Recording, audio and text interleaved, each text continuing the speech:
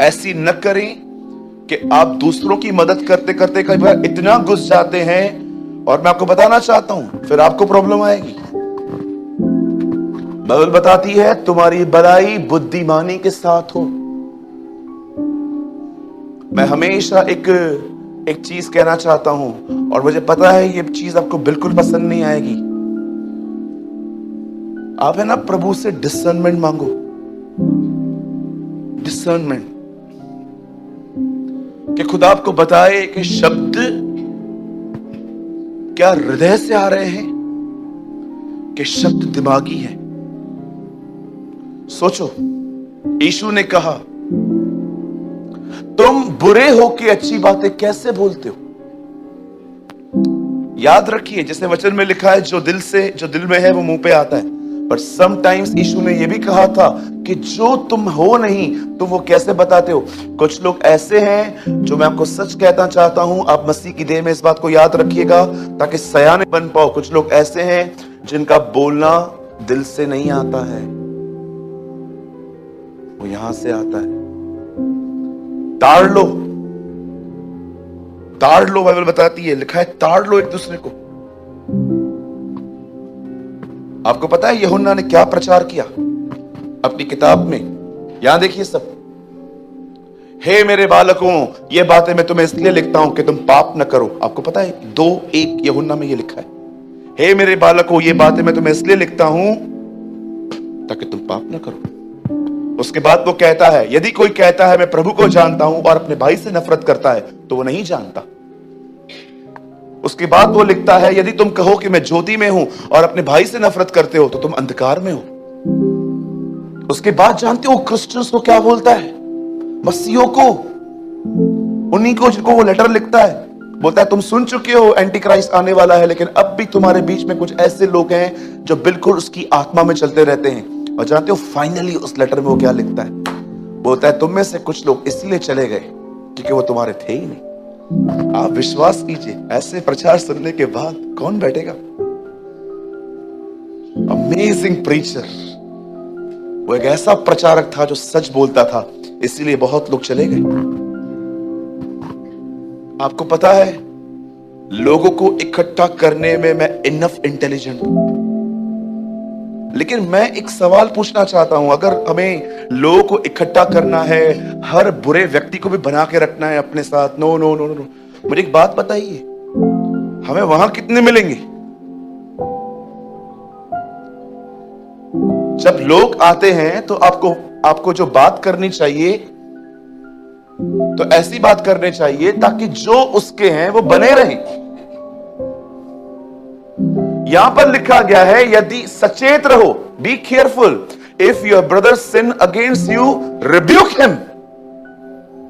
अगर तेरा भाई, जैसे इन दिनों में आपको ये सारी बातें सुनना पसंद नहीं है ना, आगे भी कुछ ऐसा ही होने वाला है, मैं आपको बताऊंगा। देखो आगे हुआ क्या।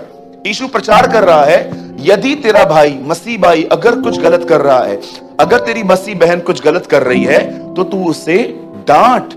और उसके बाद क्या लिखा है? यदि पछताए तो अच्छा, न पछताए तो?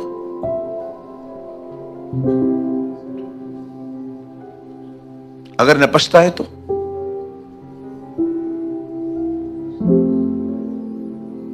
समझो आप किसको डांट रहे हो और वो नेगेटिव हो गया। होते ना नेगेटिव लोग। यहां लिखा गया है तू उसे डांट और यदि पछताए तो उसे क्षमा कर, फॉरगिव हिम। आगे 4 देखो यीशु प्रीच कर रहा है, यदि दिन भर में वो 7 बार तेरा अपराध करे और 7 बार तेरे पास आकर कहे मैं पछताता हूं, क्षमा कर उसे। वचन कहता है अगर आप एक ऐसी जगह पे हो जहां पर आप लोगों को डांटते हो और अगर वो पछताते हैं, उन्हें लगता है कि यस ब्रदर हमने गलत किया है, हमें माफ कीजिए। जानते हो बाइबल क्या कहता है? जितनी बार करता है उसे माफ कर, फॉरगिव हिम। अब देखो ये प्रचार चल रहा था, अचानक उसके चेले ने क्या कहा? पास लगाइए। तब प्रेरितों ने प्रभु से कहा,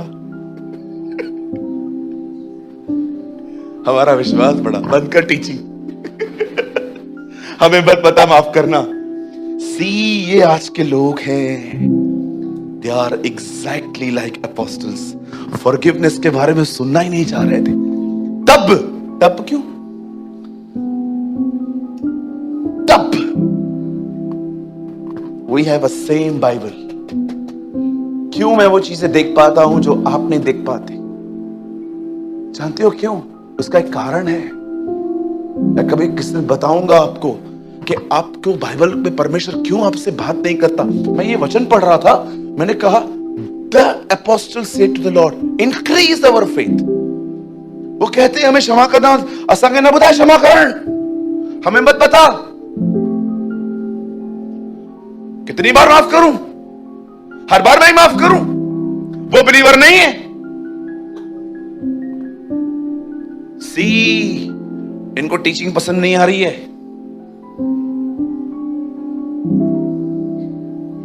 जब इस चर्च से कोई लीव होता है और बाहर जाके आपको बोलता है ये ऐसे ऐसे हैं, आओ हमसे आके पूछो, हम बताते हैं क्या प्रॉब्लम है।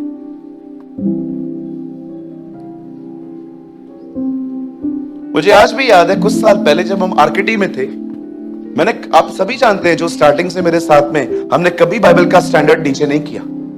हमारी प्रीचिंग आज भी वही है जो हम पहले करते थे।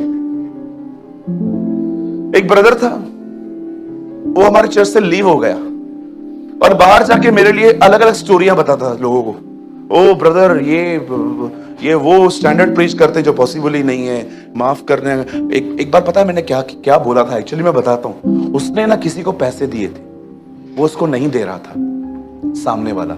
तो मैंने प्रचार में ये बोल दिया, अगर सच में सामने वाले को बहुत तकलीफ है, माफ कर दो। और कोई बड़ा अमाउंट नहीं था, थाउजेंड्स में था। इस बात से उसको ठेस लगी कि ब्रदर पैसे दिलवाने की तो बात नहीं कर रहा, उल्टा बोलता है माफ कर दो।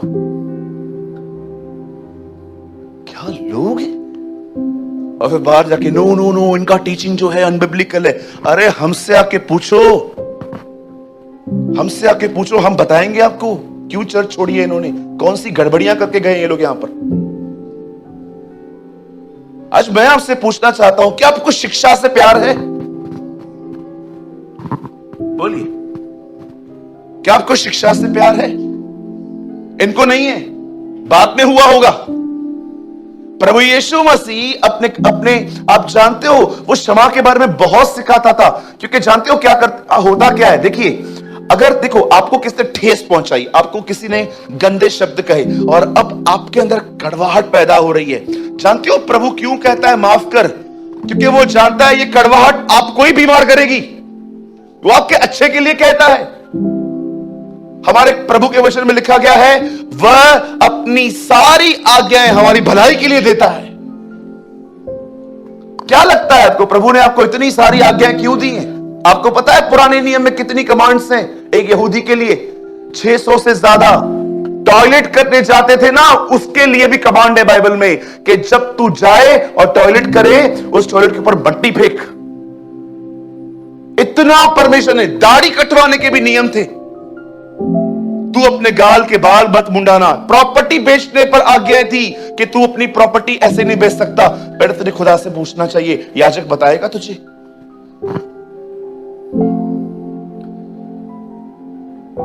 आपको पता है हमारी बाइबल के अंदर भिखारी से कैसे बात करनी है, उसके लिए भी वचन है।